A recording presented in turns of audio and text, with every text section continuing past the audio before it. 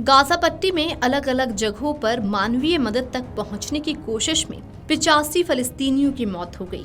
इनमें से सबसे ज्यादा मौतें उत्तरी गाजा में हुई, जहां जिकिम क्रॉसिंग से आ रही मदद तक पहुंचने की कोशिश कर रहे 67 लोगों की मौत हो गई। ये जानकारी गाजा के स्वास्थ्य मंत्रालय और स्थानीय अस्पतालों ने दी है।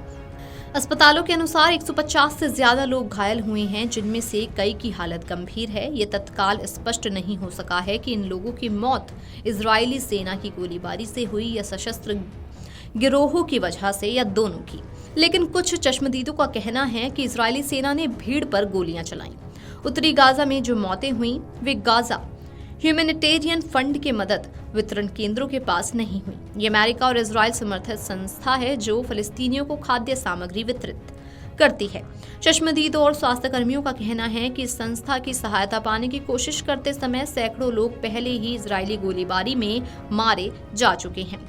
इजरायली सेना ने रविवार को हुई इन मौतों पर फिलहाल कोई टिप्पणी नहीं की है। इस बीच रविवार को इजरायली सेना ने मध्य गाजा के हिस्सों को खाली करने के आदेश जारी किए हैं। ये वे इलाके हैं जहां अब तक जमीन पर सैन्य कार्रवाई बहुत कम हुई है। इस आदेश से दीर अल बलहा और दक्षिणी शहरों राफा और खान यूनिस के बीच संपर्क कट जाएगा। ये चेतावनी ऐसे समय में आई है जब इजराइल और हमास के बीच कतर में युद्ध विराम को लेकर बातचीत चल रही है, लेकिन अंतर्राष्ट्रीय मध्यस्थों के अनुसार इसमें कोई खास प्रगति नहीं हुई। इजरायली प्रधानमंत्री बेंजामिन नेतन्याहू कई बार कह चुके हैं कि गाजा में सैन्य अभियान तेज कर हमास पर दबाव बनाया जाएगा, लेकिन महीनों से बातचीत ठप पड़ी हुई है। इस महीने की शुरुआत में इजरायली सेना ने दावा किया था कि वो गाजा पट्टी में 65% से अधिक हिस्से पर नियंत्रण पा चुकी है।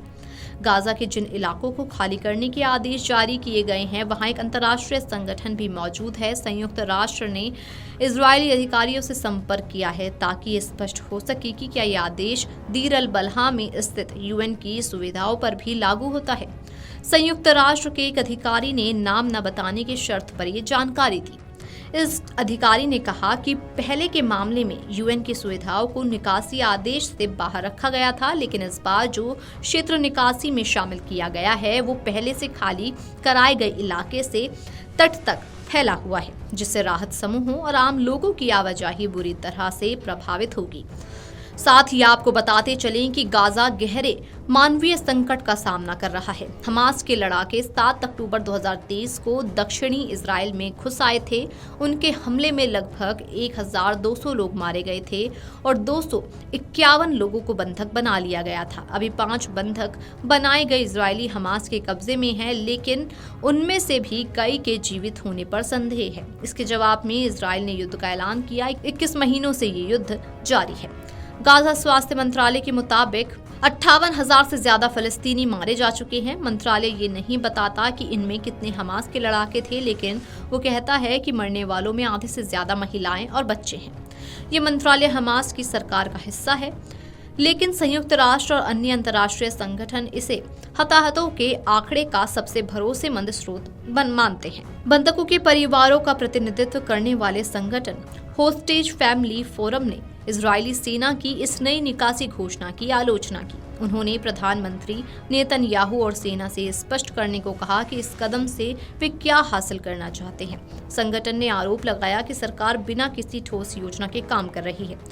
उन्होंने कहा, बस बहुत हो गया है। इजरायली जनता अब युद्ध खत्म करना और सभी बंधकों को वापस लाना चाहती है। शनिवार रात को तेल अवीव में अमेरिकी दूतावास की शाखा के बाहर प्रदर्शन में हजारों लोगों ने युद्ध समाप्त करने की भी मांग की। वीडियो डेस्क अमरउजाला.com। अगर आप ये वीडियो YouTube पर देख रहे हैं तो हमारे चैनल को सब्सक्राइब कर बेल आइकन दबाएं और Facebook पर देख रहे हैं तो हमारे पेज को लाइक करें।